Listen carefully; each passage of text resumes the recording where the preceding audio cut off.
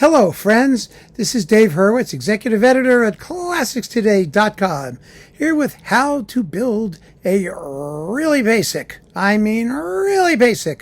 classical music library. And now we're talking about shorts, smaller works, things that are not extended in multiple sections and things that require endless quantities of time and patience to listen to. And the smaller work we're talking about today is Wagner's Prelude to Tristan and Isolde, along with the Love-Death, called the Liebestod in German, Love-Death. So it's usually referred to as the Prelude and Liebestod.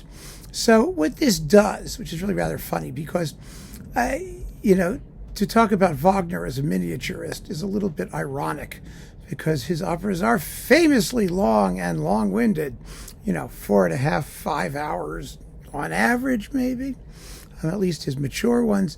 And Tristan and Isolde is crazy long, and absolutely nothing happens in it, which is just amazing.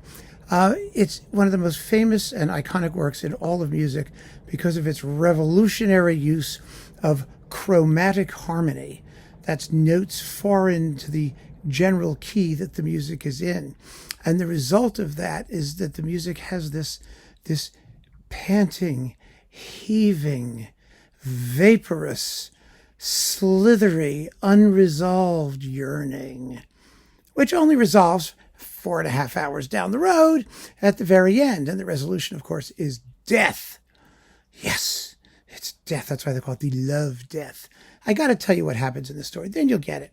First, there's a prelude. Now, the prelude is famous for having what's called the Tristan chord. It's a chord which you can't analyze harmonically. It's just a clump of notes that sound somehow unfulfilled. It goes do, do, do. Then the chord comes in.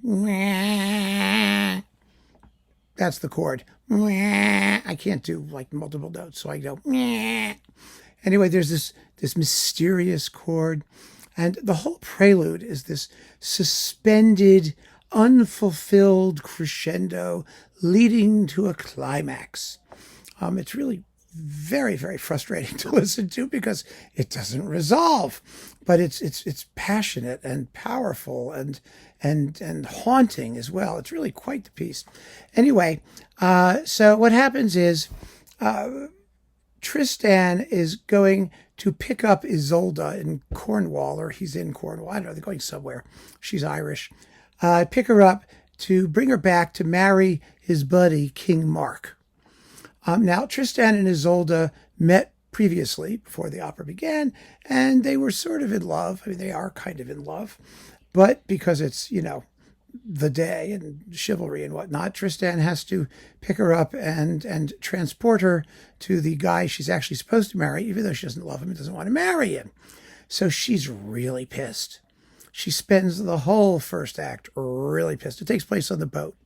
And they sit around and she hurls imprecations at Tristan. And, he's very distraught and they're upset. So she decides she's going to take poison and kill herself so she doesn't have to marry King Mark. Well, to prevent that from happening, Brangana, who is Isolde's maiden in waiting or whatever, gives her and him and Tristan both, because they decide to take poison together, pardon me.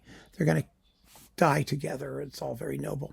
And so she gives them, instead of the poison, a love potion. And so, that creepy chord, that's the love potion chord. They take it and the music goes do, do, do, like that. And they're instantly in love. Poof, zap, they're in love. And as they're passionately in love and gazing into each other's eyes, the ship pulls into port with really fun, exciting parts, and the only simple part in the whole opera, and a backstage trumpets blasting away. It's all very, very exciting. So that's Act 1. So in Act 2, Tristan and Isolde arrange an assignation where they can get together and fulfill their love for one another. And it's called the Liebesnacht in German, the Love Night, because it's night, and they have torches and things like that. And Isolde is just horny as hell and desperate for Tristan, and Tristan can't wait to get his arms and other things around Isolde. And Brangana is there again. She's always like nosing about.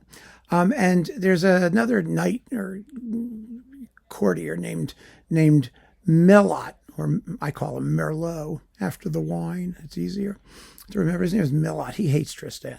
He really, really hates Tristan. He just wants to get rid of Tristan. And so they have their love night, which takes like, oh God knows, 45 minutes. It's endless. Very beautiful. No chromaticism there, really. It's just all luscious, warm waves of heaving passion. And Brangana keeps warning them, saying, hey, King Mark's coming. Get out of the way. Come on, you guys, break it up. Well, they don't. And who should pop up but King Mark? And King Mark is oh so disappointed.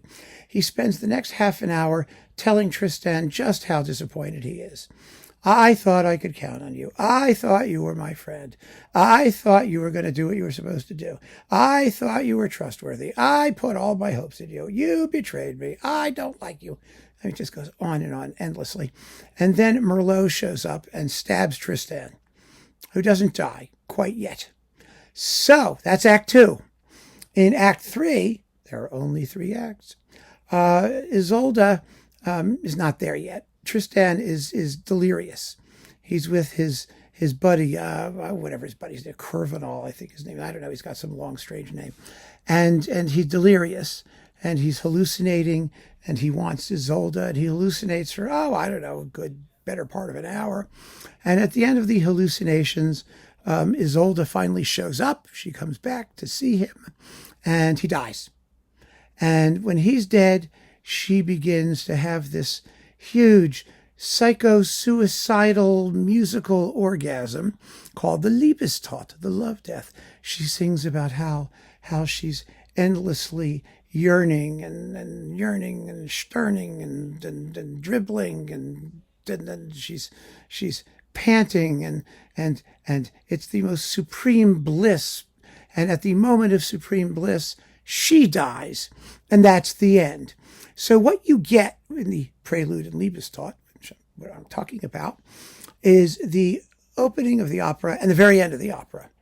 And the end of the opera is so famous. Oh my goodness, it's just this unbelievably, well, it's orgasmic. I mean, it's wave after wave of cresting and receding and cresting and receding and heaving and hoeing, and then finally it gets over the hump and she dies.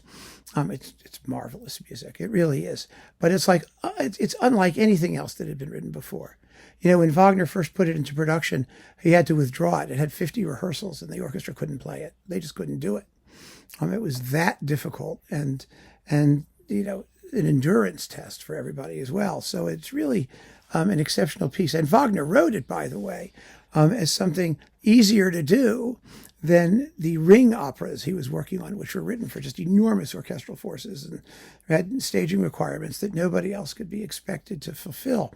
And so he wrote an opera that for a fairly normal-sized orchestra that he thought would be easier to play and that different opera houses would take up. Well, that didn't go too well. But it is one of the most extraordinary works in all of the operatic literature. And as you can see, the plot is kind of rudimentary, but it had just this enormous influence on everything that came later. It really did. And it's exceptional, and you should hear it, and you should know it. So the best way to do that is just to get the Prelude and Liebestod. Usually if you get a disc, you'll get other Wagner bits, but if from the operas or other things. But you can download it all by itself and enjoy it just on that basis. It's about 12 to 15 minutes long normally, somewhere in there, about that. I mean, it's not exactly petite. I mean, this is Wagner. Nothing in Wagner is like, slender, but it's quite manageable. And you don't have to worry about, anything silly like form, because it really has no form. It just flows from the beginning to the end. And so you just play it and wallow. That's what it is. It's a musical wallow.